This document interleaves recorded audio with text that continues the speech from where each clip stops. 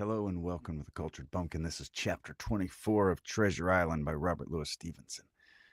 If you are a first timer, this is where I do it live, sometimes with some false teeth, and then I pull the audio and turn it into an audiobook. So let's get down to business. Here we go. Chapter 24 The Cruise of the Coracle. It was broad day when I awoke and found myself tossing at the southwest end of Treasure Island. The sun was up, but it was still hid from me behind the great bulk of the spyglass, which on this side descended almost to the sea in formidable cliffs. Haulbowline Head and Mizzenmast Hill were at my elbow, the hill bare and dark, the head bound with cliffs 40 or 50 feet high and fringed with great masses of fallen rock. I was scarce a quarter of a mile to seaward, and it was my first thought to paddle in and land. That notion was soon given over. Among the fallen rocks, the breakers spouted and bellowed. Loud reverberations, heavy sprays flying and falling, succeeded one another from second to second, and I saw myself, if I ventured nearer, dashed to death upon the rough shore or spending my strength in vain to scale the beetling crags. Nor was that all. For crawling together on flat tables of rock or letting themselves drop into the sea with loud reports, I beheld huge slimy monsters, soft snails as it were, of incredible bigness, 2 or 3 score them together, making the rocks to echo with their barkings. I have understood since that they were sea lions, and entirely harmless, but the look of them added to the difficulty of the shore and the high running of the surf. And the high running of the surf was more than enough to disgust me of that landing place. I felt rather to starve at sea than to confront such perils. In the meantime, I had a better chance, as I supposed, before me. North of Haulbowline Head, the land runs in a long way, leaving at low tide a long stretch of yellow sand. To the north of that, again, there comes another cape, Cape of the Woods, as it was marked upon the chart, buried in tall green pines, which descended to the margin of the sea. I remembered what Silver had said about the current that sets northward along the whole west. I remembered what Silver had said about the current that sets northward along the whole west coast of Treasure Island, and seeing from my position that I was already under its influence, I preferred to leave Haulbowline Head behind me and reserve my strength for an attempt to land upon the kindlier-looking Cape of the Woods. There was a great smooth swell upon the sea, the wind blowing steadily and gentle from the south. There was no contrariety. There was no contrariety between that and the current, and the billows rose and fell unbroken. Had it been otherwise, I must long ago have perished, but as it was, it's surprising how easily and securely my little and light boat could ride. Often, as I lay at the bottom and kept no more than an eye above the gunwale, I could see a big blue summit heaving close above me. Yet the coracle would but bounce a little, dance as if on springs, and subside on the other side into the trough as lightly as a bird. I began after a little to grow very bold, and sat up to try my skill at paddling. But even a small change in the disposition of the weight will produce violent changes in the behavior of a coracle. And I had hardly moved before the boat, giving up at once her gentle dancing movement, ran straight down a slope of water so steep that it made me giddy, and stuck her nose with a spout of spray deep into the side of the next wave. I was drenched and terrified, and fell instantly back into my old position, whereupon the coracle seemed to find her head again, and led me as softly as before among the billows. It was plain she was not to be interfered with, and at that rate, since I could in no way influence her course, what hope had I left of reaching land? I began to be horribly frightened, but I kept my head for all that. First, moving with all care, I gradually bailed out the coracle with my sea cap. Then, getting my eye once more above the gunwale, I set myself to study how it was she managed to slip so quietly through the rollers. I found each wave, instead of the big, smooth, glossy mountain it looks from instead of the big, smooth, glossy mountain it looks from shore or from a vessel's deck, was for all the world like any range of hills on dry land, full of peaks and smooth places and valleys. The coracle, left to herself, turning from side to side, threaded, so to speak, her way through these lower parts and avoided the steep slopes and higher toppling summits of the wave. Well, now, thought I to myself, it's plain I must lie where I am and not disturb the balance. But it's plain also that I can put the paddle over the side and from time to time, in smooth places, give her a shove or two towards land. No sooner thought upon than done. There I lay on my elbows in the most trying attitude, and every now and then gave a weak stroke or two to turn her head to shore.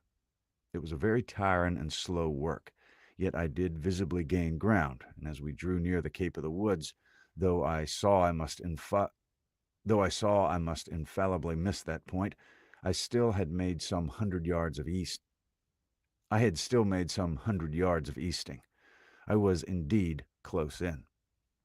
I could see the cool green treetops swaying together in the breeze, and I felt sure I should make the next promontory without fail. It was high time, for I now began to be tortured with thirst.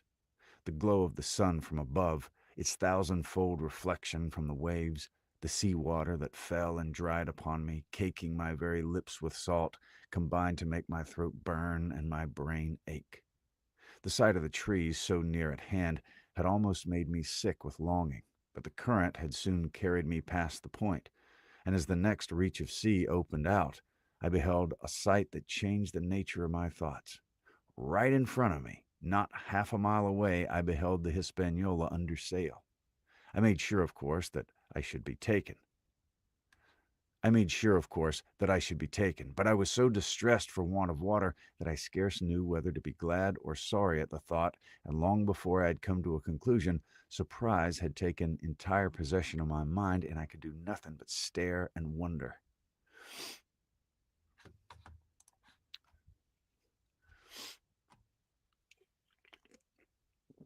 If you're watching live or catching the replay, hope you're having a good night.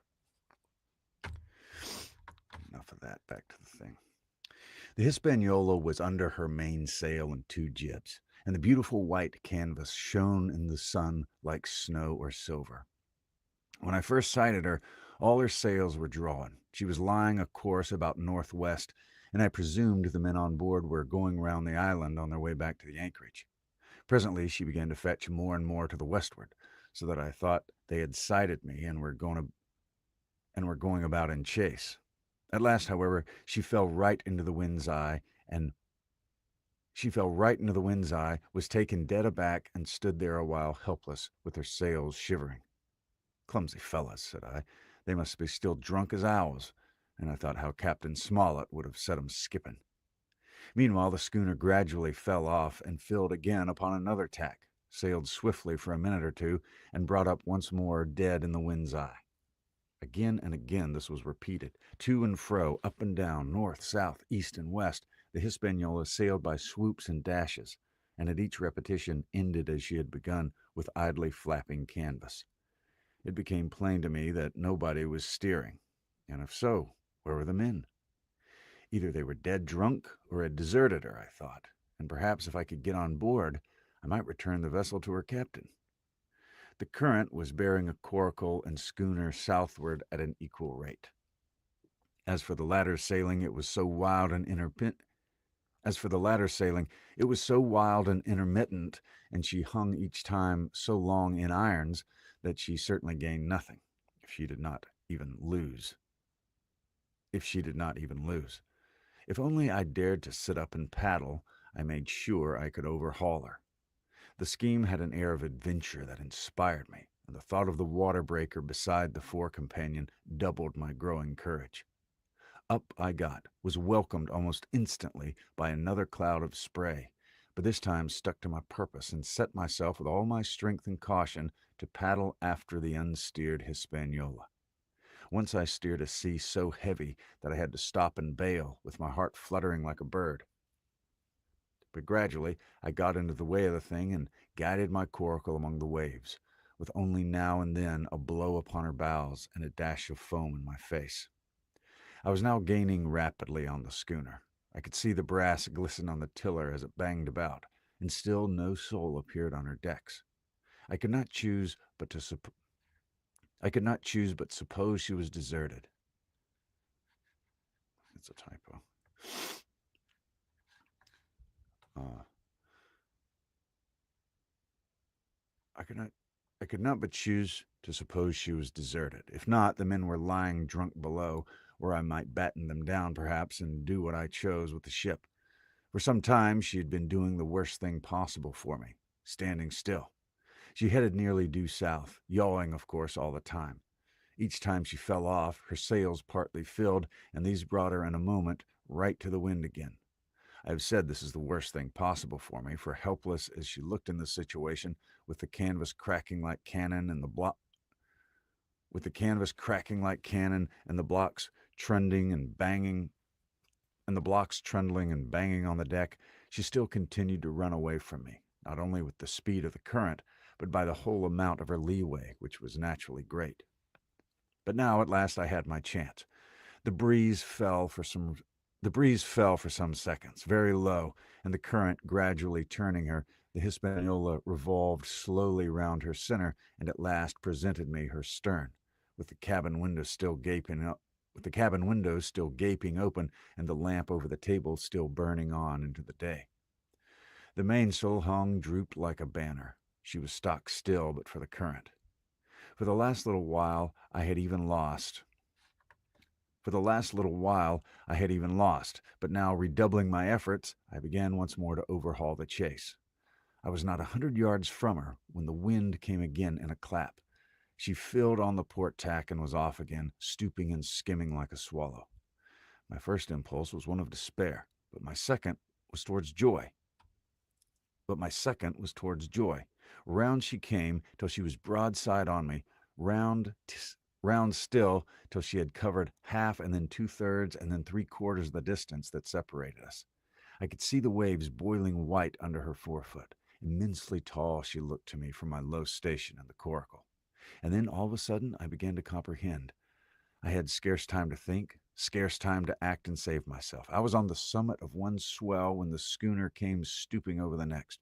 The bowsprit was over my head. I sprang to my feet and leaped, stamping the coracle under water. With one hand I caught the jib boom, while my foot was lodged between the stay and the brace, and as I clung there panting, a dull blow told me that the schooner had charged down upon and struck the coracle, and that I was without retreat on the Hispaniola.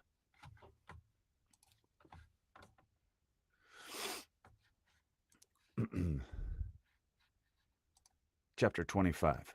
I Strike the Jolly Roger.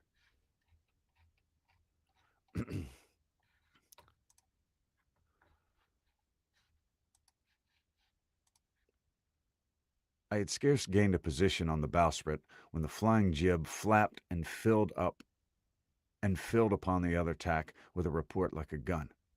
The schooner trembled to her keel under the reverse, but next moment, the other sails still drawing, the jib flapped back again and hung idle. This had nearly tossed me off into the sea, and now I lost no time, crawled back along the bowsprit, and tumbled head foremost on the deck. I was on the lee side of the forecastle, and the mainsail, which was still drawing, concealed me from a certain portion of the afterdeck. Not a soul was to be seen. The planks, which had not been swabbed since the mutiny,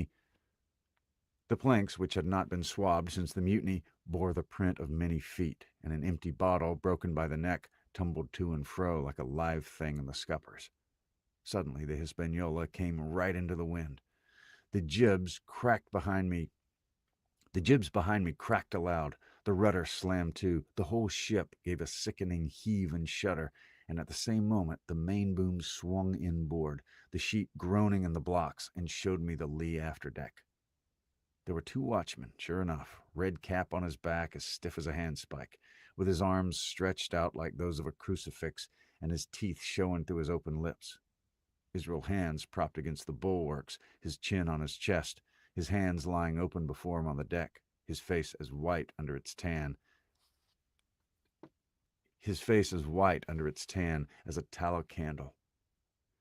For a while the ship kept bucking and sidling like a vicious horse, the sails filling, now on one tack, now on another, and the boom swinging to and fro till the mast groaned aloud under the strain.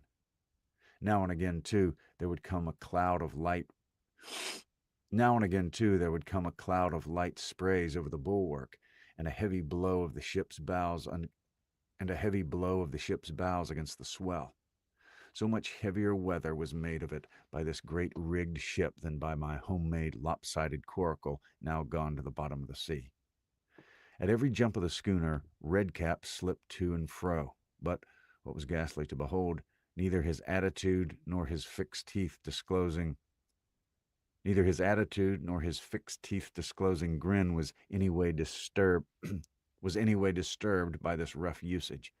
At every jump, too, Hands appeared still more to sink into himself and settle down upon the deck, his feet sliding ever the further out, and the whole body canting towards the stern, so that his face became, little by little, hid from me, and at last I could see nothing beyond his ear and the frayed ringlet of one whisker.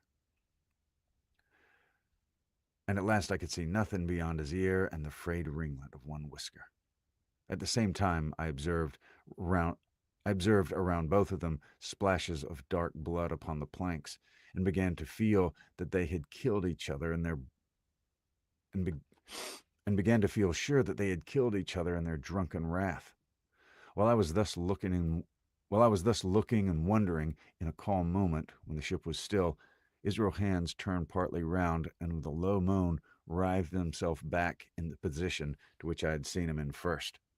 The moan, which told of pain and deadly weakness, and the way in which his jaw hung open, went right to my heart. But when I remembered the talk I had overheard from the apple barrel, all pity left me. I walked aft until I reached the mainmast.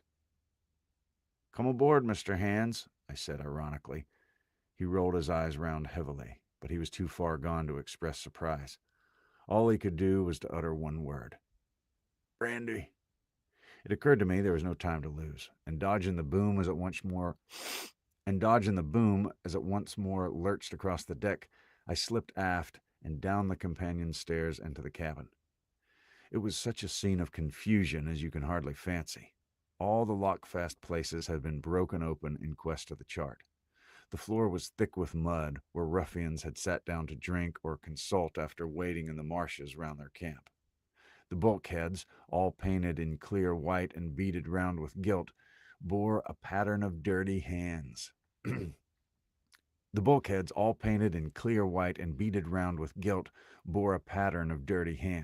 Dozens of empty bottles clinked together in corners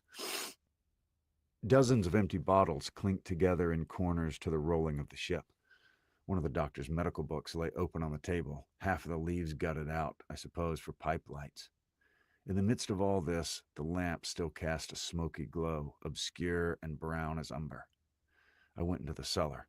All the barrels were gone, and of the bottles a most surprising number had been drunk out and thrown away. Certainly, since the mutiny began, not a man of them could ever have been sober. Foraging about, I found a bottle with some brandy left for Hands, and for myself I routed out some biscuit, some pickled fruits, a great bunch of raisins, and a piece of cheese. With these I came on deck, put down my own stock behind the rudder head and well out of the coxswain's reach, went forward to the water breaker and had a good deep drink of water, and then, and not till then, gave Hands the brandy.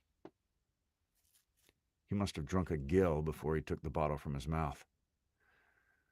"Aye," he said. "By thunder, I wanted some of that." I had sat down already in my own corner and begun to eat. "Much hurt?" I asked him. He grunted, or rather, I might say, he barked. "If that doctor was aboard," he said, "I'd be right enough in a couple turns, but I don't have no manner of luck, you see, and that's what the matter with me is. As for that swab, he's good and dead, he is," he added, indicating the man with the red cap. "He weren't no seaman anyhow. And where might you have come from?" "Well," said I, "I've come aboard to take possession of this ship, Mr. Hands, and you'll please regard me as your captain until further notice." He looked at me sourly enough, but said nothing. Some of the color had come back into his cheeks, though he still looked very sick, and still continued to slip out and settle. and still continued to slip out and settle down as the ship banged about. By the by, I continued, I can't have these colors, Mr. Hands, and by your leave, I'll strike 'em. Better none than these. And again dodging the boom, I ran to the color lines, handed down their cursed black flag, and chucked it overboard. God save the king, said I, waving my cap, and there's an end to Captain Silver. He watched me keenly and slyly, his chin all the while on his breast. I reckon, he said at last, I reckon, Captain Hawkins, you'll kind of want to get ashore now. Suppose we talks. Why, yes, says I, with all my heart, Mr. Hands, say on. And I went back to my meal with a good appetite. This man, he began, nodding feebly at the corpse, O'Brien were his name, a rank Islander. This man and me got the canvas on her, meaning for to sail her back. Well, he's dead now, he is, dead as bilge. And who's to sail this ship, I don't see. Without I gives you a hint, you ain't that man as far as I can tell. Now look here, you gives me food and drink and an old scarf or something to tie my head, an old scarf or handkerchief to tie my wound up, you do, and I'll tell you how to sail her, and that's about square all round, I take it. Well, I'll tell you one thing, said I. I'm not going back to Captain Kidd's anchorage. I mean to get into North Inlet and beat you quietly there. Well, to be sure you did, he cried. Why, I ain't such an infernal lubber after all. I can see, Cana. I've tried my fling, I have, and I've lost, and it's you has a wind of me. North Inlet? Why, I hadn't no choice, not I. I'd help you sail her up to Execution Dock, by thunder, so I would. Well, it seemed to me that there was some sense in this. We struck our bargain on the spot. In 3 minutes, I had the Hispaniola sailing easily before the wind along the coast of Treasure Island, with good hopes of turning the northern point ere noon and beaten down again as far as North Inlet before high water, when we might beach her safely and wait till the subsiding tide permitted us to land. Then I lashed the tiller and went below to my own chest, where I got a soft silk handkerchief of my mother's. With this, and with my aid,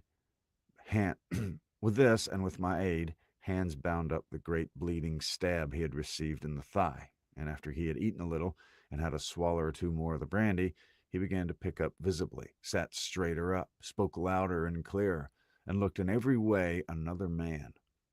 The breeze served us admirably. We skimmed before it like a bird, the coast of the island flashing by, and the view changing every minute. Soon we were past the highlands and bowling beside low, sandy country sparsely dotted with dwarf pines, and soon we were beyond that and had turned the corner of the rocky hill that ends the island on the north. I was greatly elated with my new command and pleased with the bright, sunshiny weather and these different prospects of the coast. I had now plenty of water and good things to eat, and my conscience, which had smitten me hard before my desertion, was quieted by the great conquest I had made. I should, I think, have had nothing left me to desire but the eyes of the coxswain as they followed me derisively about the deck, and the odd smile that appeared continually on his face. I should, I think, have had nothing left me to desire but for the eyes of the coxswain as they followed me derisively around the deck, and the odd smile that appeared continually on his face. It was a smile that had in it something both of pain and weakness, a haggard old man's smile. But there was, besides that, a grain of derision, a shadow of treachery in his expression as he craftily watched and watched and watched me at my work.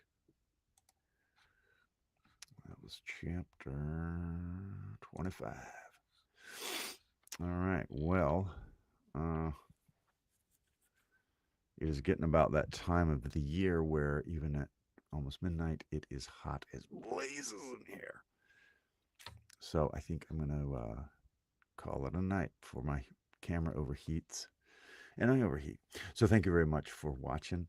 And I will see you very soon.